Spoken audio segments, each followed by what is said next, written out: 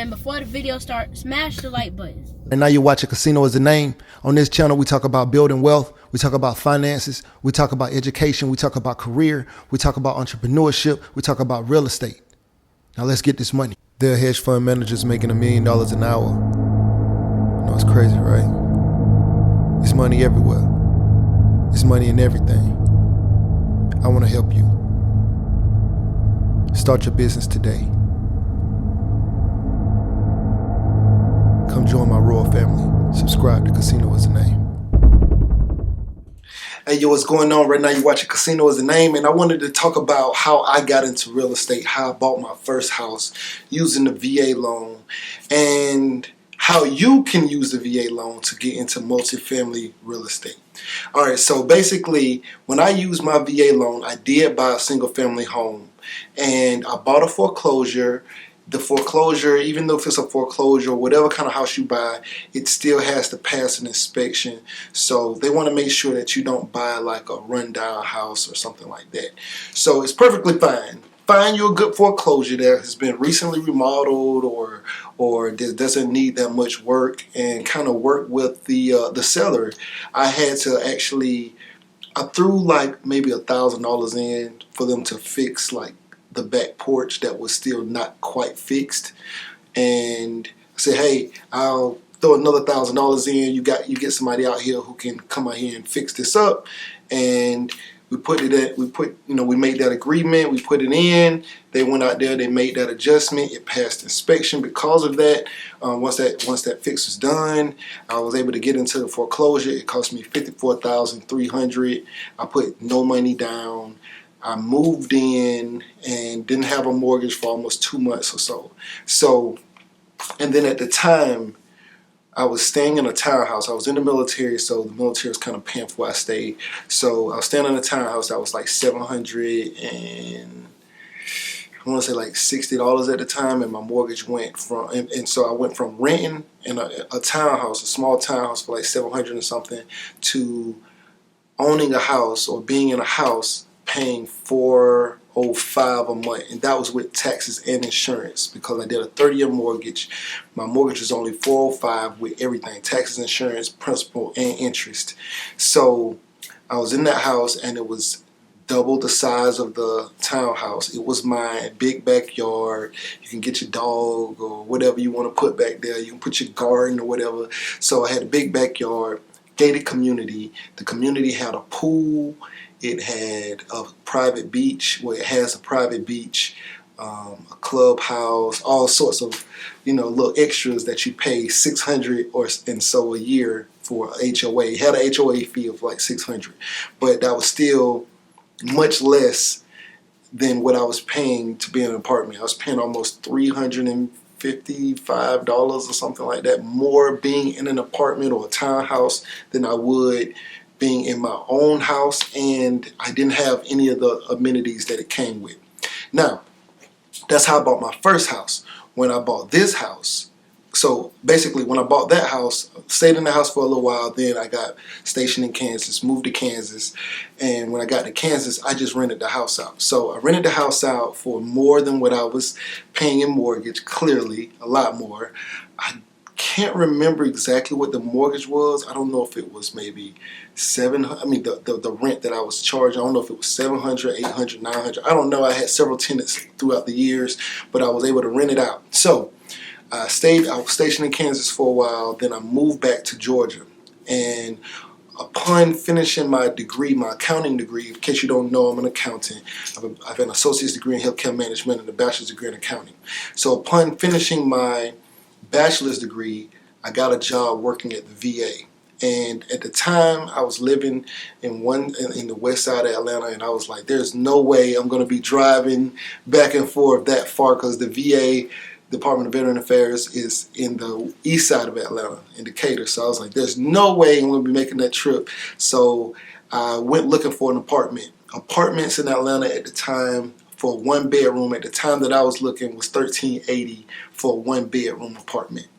And I'm a person who's used to owning a house, like being in a house, I'm used to the space, and looking at a 1-bedroom apartment for $1,380, I just could not. I just decided that I would build, and I figured I could build for less than that. And that's what I did. I still had my VA loan. And a lot of people, it's a big misconception. People think that once you have a VA loan, you can't have another VA loan. That's not true. So long as you stayed under whatever threshold for your limit that you have. So my first house, because it was a foreclosure and being so low, only $54,000, I still had a huge threshold. So I was able to build this house, and for I don't want to say how much, but it was over 200. And so built this house for over 200,000, and built it from the ground up.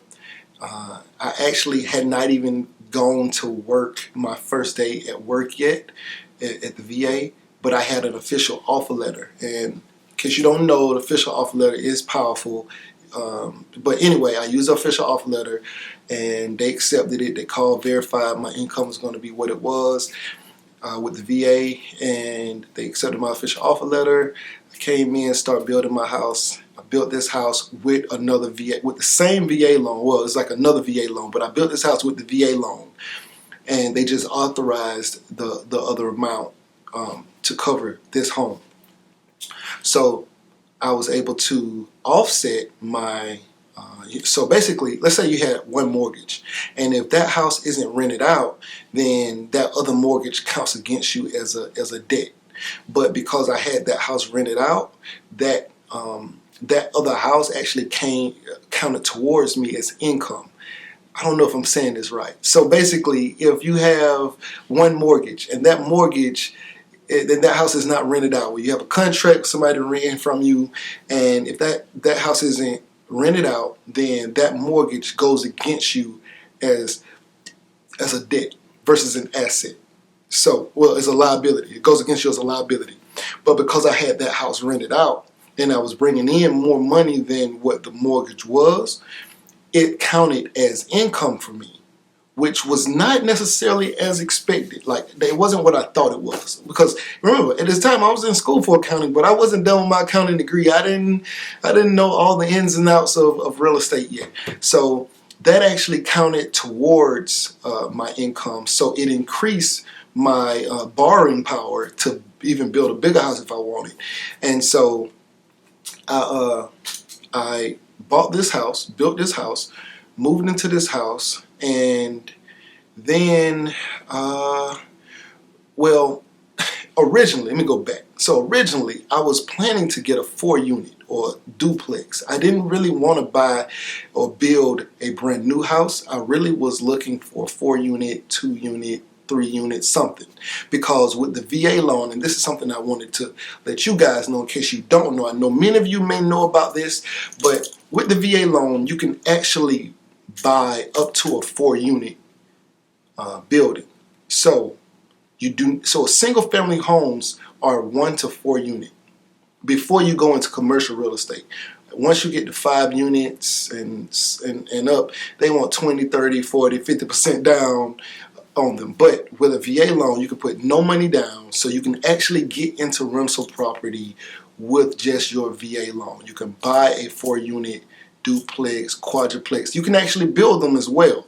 I just, when I realized that it was almost impossible to find anything that was worth it for the money at the time that I was looking, because everybody was trying to get into real estate in Atlanta, and there was nothing that was ready to go that was affordable for myself at the time. So I built this house. Very happy with my decision. My mortgage, I was trying to stay under $1,380 because that was the cost of what a 1-bedroom apartment was. And this house came in at $1,371. Right now my mortgage is $1,254 because I'm down to a 2.75 interest rate. So the mortgage was less than what at the time a going rate for the average 1-bedroom apartment was in Atlanta.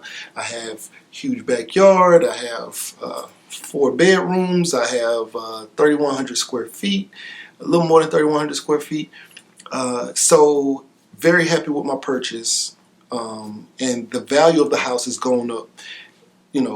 since I've been here the last couple of years. So to answer the question of can you get into multifamily property with a VA loan? Absolutely. You can get into up to a 4-unit. You can rent out 3 sides and live in 1 side. So there you have it. If you want to use your VA loan, use it that way. I highly suggest knowing the numbers, making sure the numbers are right, making sure you're in a good location, making sure that you can actually rent the 4 units for if you go into a 4-unit, or if you build a 4-unit. And also loan limits. So I pulled up the loan limits. Now, it's not even, so the loan limits they're not exactly how they read, right? So let me just pull this up, because it'll say it'll say loan limits in Atlanta.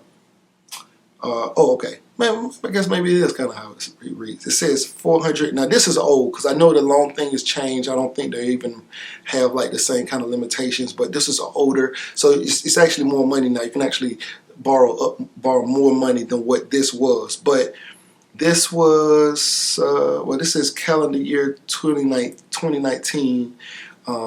So it said for a 1-unit home, the loan limit for a VA loan, zero down, was $484,350, right? And that's for a 1-unit. A duplex was $620,200. A triplex was $749,650, and a 4-unit was $931,600.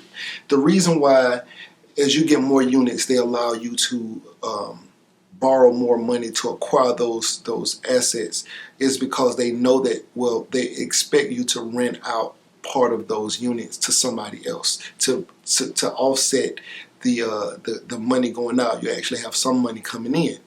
So that's why they allow you to borrow more money to get into those bigger assets. So if you have a VA loan, you can get a VA loan on $931,000, and you don't have to put any money down. And if you're like me, I'm a disabled veteran. If you have at least 10% disability, they waive the funding fee. So when you get a VA loan, there's no money down, but there is a funding fee. And I believe they roll the funding fee into the actual cost of the loan. But in this way, if you're a disabled veteran, it's waived. So there's no funding fee, there's no money down. So I bought 2 houses. I personally bought 2 houses with no money down. My mortgages are 4 right now because of taxes on my other house, which has been rented out for years. But my mortgage on the other house is $477, and that's because taxes have gone up over time.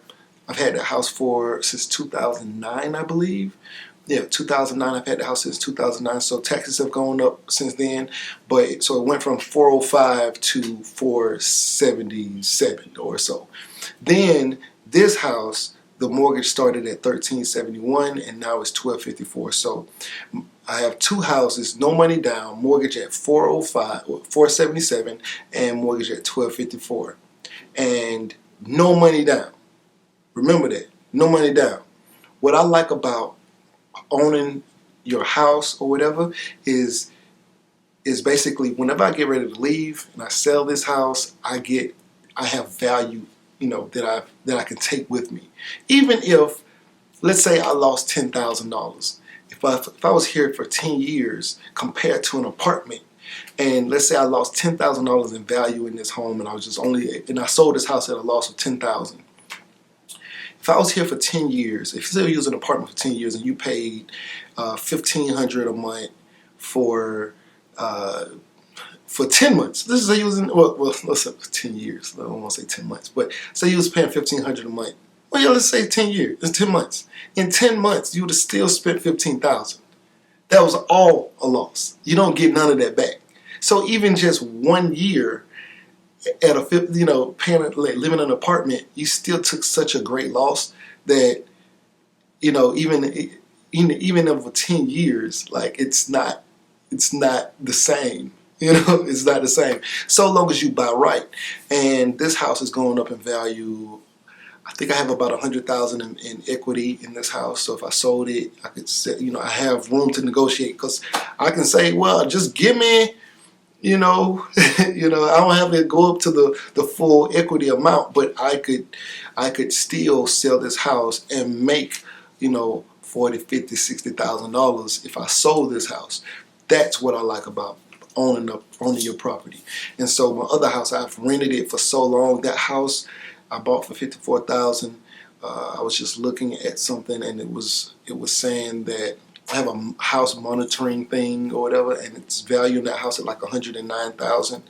I don't really think that house is $109,000, but I'm sure that house could sell for $70,000, $80,000, and you know, my tenant actually wants to buy it, you know, so I'm willing to sell it to him, you feel me? But I owe 40 something on it, and, you know, I'm not trying to hurry up and pay it off. It's paying itself off, and I'm just, you know.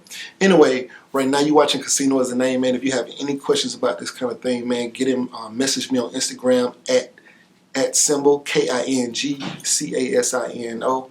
Anyway, right now you're watching Casino Is the Name, and I'm out. Hey, yo, what's going on? Right now you're watching Casino Is the Name, and if you want to know how I started my trucking business, I have an ebook called Big Shot, Hot Shot Volume 1, Own Your Trucking Authority. The link is going to be in the description. It'll pretty much tell you everything from if the taxes to different types of trailers and all sorts of things. It's a great book, 5-star reviews. Link will be in the description. Go get it.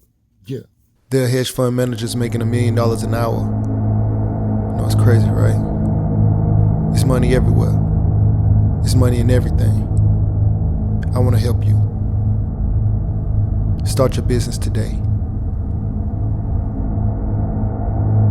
Come join my royal family. Subscribe to Casino Is the Name.